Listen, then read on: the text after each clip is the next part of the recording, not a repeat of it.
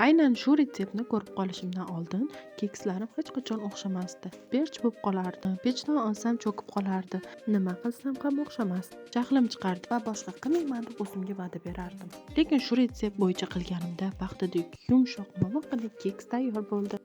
Aynan o'sha retseptni sizlarga ham ilindim. Buning uchun bizga 4 dona tuxumga 1 bokal shakar solib, mikser bilan yaxshilab ko'pirtirib olamiz.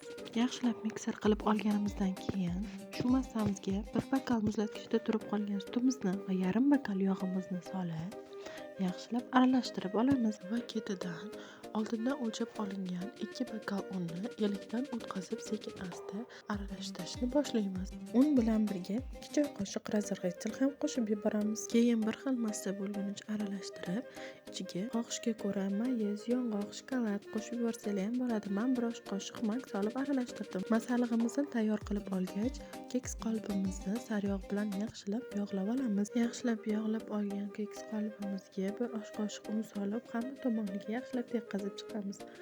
Bu keksimizni yaxshi ko'chib chiqishida yordam beradi. Tayyor masallig'imizni keks qolipiga sekin-astalik bilan quyib olamiz. Oldindan qizdirilgan pechda 180 gradusda 60 daqiqa davomida pishirib olamiz va xohishga qarab bezatib olamiz. Qarabsizki, shunaqangi yumshoqqina paxtadek momiqqina kekslarimiz tayyor. Hammaga yoqimli ishtaha.